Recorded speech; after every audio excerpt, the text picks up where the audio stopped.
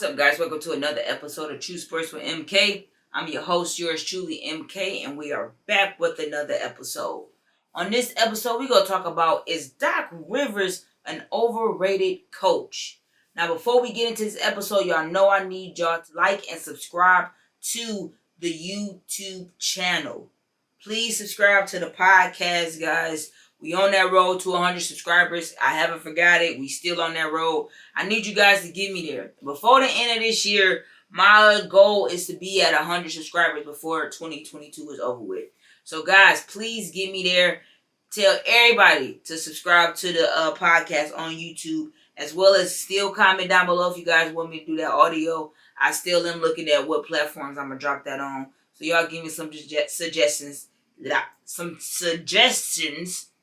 Down below. Thank you. Greatly appreciate it. Now back to the episode. Now, is Doc Rivers an overrated coach? Now, I've been hearing a lot about it on Twitter, and then I even seen a little interview that Glenn Davis did where he talked a little bit about Doc Rivers as a coach when, he coached them in 2008 when they won a championship. So let's get right into it, and I want you guys to make sure at the end of this video you guys comment down below, and you guys let me know y'all feel like Doc Rivers is an overrated coach or not after these points and after everything that I talk about. You feel me? So let's get right into it. Now, Doc Rivers has not made it past the second round in the playoffs since playing in Boston with the 2008 team. Now, everybody look at it as, was it just lucky in 2008 with Boston? Was it just the players? Or did you contribute to the team and to them winning a little bit as well? I heard an interview with Glenn Davis where he talked a little bit about Doc Rivers being coached by him during that time in 2008 when they had Ray Allen, Paul Pierce, Glenn Davis, of course. Then they had Kendrick Perkins at that time, who was a beast, and they had Rondo, who was just getting at his prime in 2008. Y'all know that's when he had the handles. That was before no one was messing with Rondo when it came to the handles of being that point guard, except for really like D Rose for the injuries. But in that quote Glenn Davis said, I'm going to quote it right here. What Doc had in 2008 with the Boston Celtics was special. He was lucky as hell. Lucky as hell. The year before that, they was wearing trash bags. But then the next year, they winning it. Now, he is one of the best coaches. Ever. Question mark. I'm not just feeling that.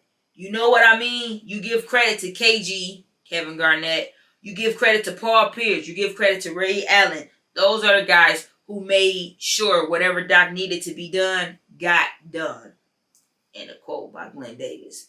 Now, when you look at that and you based off what he said off that quote, everyone, when they won that ring and, they made it to the playoffs again next year, everyone looked at them like, oh, Doc Rivers doing something. He didn't got him to here to there. But you got to look at the transition. Like in 2007, they didn't have Kevin Garnett. They really only had Paul Pierce at that time. And he wasn't doing all on his own. He was young. You had Ray Allen. You had a young Rondo. Then you get two big bigs who down there ready to knock out whoever come down in the paint. Come on now. You got to look at it for who really contribute at that time. And yes, Doc Rivers was facilitating and telling them the plays and telling them what to do type jump. But who was on that court really executing the plan? The players. The ones that Glenn Davis named, who should get that credit. Because after they won, it was like, okay, the team this. But from that point on, Doc Rivers got all the credit. Like, I even looked at it like, oh, I was wishing the Pistons got Doc Rivers as their coach when he did leave Boston. I'm like, oh, I hope the Pistons give me a bomb coach just because of what he did in 2008 with the Boston Celtics. Not looking at it as he really ain't do that much, really, because he wasn't on the court. He didn't put the ball in the basket. You feel me? It was the players. So at that point, you seen like the players. Some players, of course, got noticed. Ray Allen, he was always going to get noticed. He could shoot threes all day long and not miss from anywhere on the court, especially in the corner. So you look at that like, okay, Ray Allen was already getting that. Paul Pierce, he was the main head honcho on Boston Celtics when he first got drafted and everything. So it was like they all individually started having their own big thing. But winning the championship did bring that up. But the highlight from the 2008 was Doc Rivers, the best coach ever type jump. So I see what Glenn Davis is stating. Like, I don't agree with that. Like, he's not the best coach. He hasn't done anything to prove that he can do it with any other team.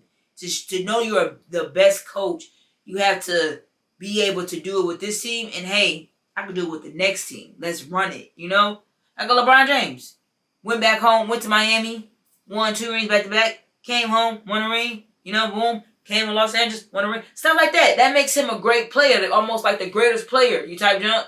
Not, just saying. They went 66-16 and won the NBA championship in 2007-2008 NBA season. And if you also look at it, before them winning in 2007 and 2008, Boston went on a 3-year losing streak. Doc Rivers' first 3 years coaching Boston.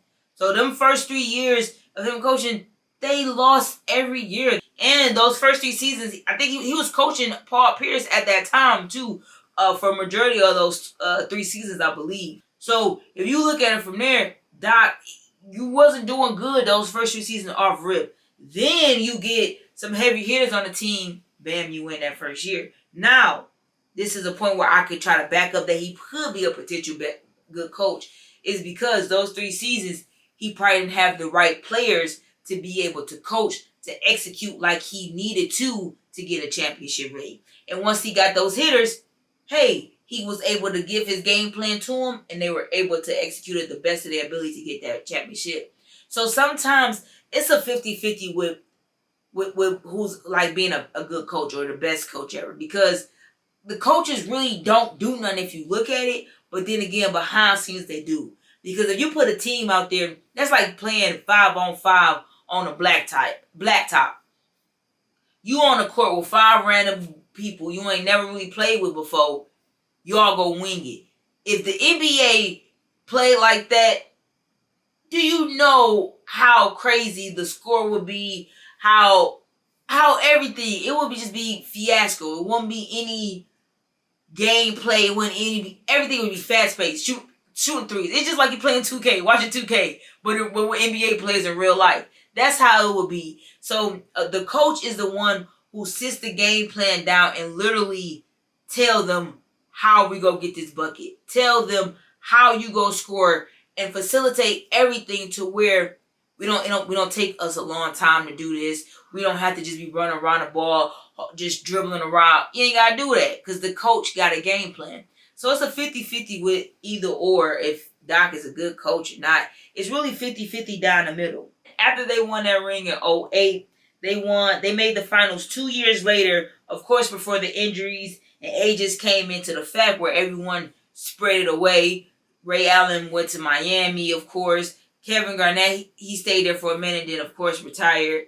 I think Paul Pierce had left and played somewhere for a minute. And of course, y'all know Rondo, he been all over the place. I feel like after Boston split it up, Rondo I don't know if his spirit, I don't know, it could have been the age, and of course the injuries just went down. But I feel like he still got potential in him. Whichever team he go to, he go get buckets. But they all split up after after they made the finals those 2 years later. And, everyone was getting old at that point in time and had to spread their wings and go their separate ways. Davis also stated in the interview that you should give credit to AC and Danny, who's the ones who would calm Doc Rivers down from spazzing out on the team whenever something wasn't going his way. So if you look at it, Davis is basically putting out all the air about Doc Rivers, bro. He telling him like, Doc, he off rip, he seems like the coach that spaz out on if you did something wrong. Like he seemed like that coach, like, bro, what are you doing? And go get into you. Like, I'm a grown man just like you was. Don't talk to me like that type junk. But he seems like that coach. And a lot of players need that, but in the NBA, they don't get that because they feel like, I'm getting paid top money. You're not about to tell me what to do. I'm bringing you the money. So, you got to look at it as like, is the coach going overboard or just trying to make a respect level between a player and a coach? You always got to look at it on both ends with that. But Davis did say that they should give credit to them for being the ones to help out and to keep the team together. Because, of course, if the coach spazzing out on you, you darn it want to be mad at the coach and not do what he say. So you need those other assistants to go come in and be like, all right, look, He coach just do. Just relax, calm down, everything will be good. You got coaches like, you got people like that you got to give credit to, and you can't just give all the credit to Doc Rivers. And I feel like that's what Davis is really getting at, is because Doc gets hella credit for being the best coach, but ain't been doing none whatsoever. And then he go to LA with the Clippers, and it's just going downhill there as well. It's like, you did good in Boston, and then of course injuries. All right, but you go to a whole new team where you got Kawhi Leonard, who just came from winning a ring. You got Paul George, and you still can't do nothing with that. And you got two of one of the best small forward in the league right now, and you have them two, and you can't make it. And then you blow a 3-1 lead in the playoffs. Oh my gosh! Right then and there, your best coach award went downhill. Come on, Doc. How that happened? And this is where it comes down to blaming the coach and the players. The players are the ones who's on the court. The players are the ones who's scoring, who's doing everything. But the coach is the one who's facilitating it. The coach is the one who's making the game plan, letting y'all know what to do in practice, telling y'all how to play. And the coach is supposed to know how to coach their players to win. And that led to him getting fired. You didn't play your players to how they supposed to play. Like, Paul George should have did way more that game. That whole freaking series, he should have did way more. I don't know what happened. He states the blame is not all on him, which we all know, but what could you have done better to be able to get your team to win one game? Y'all had like one game. You had to win one game. And y'all, that's just something that really bothers a lot of people. Is like, bro, how are you rated or stated the best coach ever when you did that? You came from here, then you got here when you went to the Clippers, because you had to leave Boston because you didn't have nothing going on, so you had to come to the Clippers. So you here now, my guy. Then you can blow a 3-1 lead. You down to the ground, and you still not doing anything right now. Come on, Doc. And then this is per Paul George. There are no adjustments. Never worked on what to do. So right then and there, coach, you see, we was up 3. It was 3-1. We only had to win one game, coach. They slightly coming back. Let's make some adjustments. Coach, say no. We're not making no adjustments. Same game plan every night. It's gonna work, bro. When the series got tied, all right, this game plan, this is what to do. We switching this whole thing up. Y'all go out there. Tell me what to do at this point. Like, I need y'all to tell me what y'all feel like y'all need to do. Y'all playing with them. Tell me what y'all need to do. But, coach, you don't make no adjustments. Yes, Doc, the blame is all on you at this point. Because even though the players they playing, they can't just go off the dome, because that's going to mess up the whole dynamic. So they feed off you to give them some kind of leadway on how to move or what to do, and you don't even try to make no adjustments for them. And I'm not in the locker room, so I don't know if they were given suggestions that they could do or what. But if the coach ain't making nothing, then how the heck the players go try to do something? They thinking, all right, the coach got faith, this gonna work. At least one game, that's all we need. Still didn't happen. Now he in Philly with one of the best shooters in the league and one of the best centers in the league right now. Y'all don't even go far in the finals. Like, people had high expectations when y'all got James Harden. Ain't nothing shake with that. That was just a peekaboo. I see you, but nothing happened in type jump. Like, nothing went far after that. Like, that was just a teaser. Like, oh yeah, we about to get James Harden a big eruption, and Philly don't do nothing but sit in Philly. Like, I don't know how Doc Rivers plans to get up from this. Because like I told y'all, he down at the ground now. He was up, now he's down. He's like a seesaw type jack right now. And he's right now the seesaw down because he can't get back up. He got to get a championship to get up. Like last episode, Russell Westbrook needs this season for a comeback. Doc Rivers needs this season as a comeback for him to still be a coach and not an assistant coach next season. Like, it's not looking good for you, Doc. Everything is just trickling. Philly not having that. Philly is some hardcore individuals. Y'all see what they did to Ben Simmons. Philly is no team or place to play with, Doc. So if you don't make some shake or even get into the finals, you're out of there. So Doc, get the game planning and listen to your team, your players, if they make some suggestions this time. So that's how it's looking right now for Doc Rivers. All right, y'all, my bad. My camera had died on me. I'm going to finish this episode off. Y'all know what I need y'all to do. I need y'all to like and subscribe to the podcast on YouTube, guys. Get me to that 100 subscribers. Yo, I got my little Joe. This is JoJo, y'all. This my new little puppy, JoJo. He be interrupting my videos, but y'all make sure y'all like and subscribe to the YouTube channel, and y'all stay tuned for next week's episode. We gonna talk about some more lit stuff and more true sports. So I'll holler at y'all next week. Say bye-bye, JoJo. Bye-bye.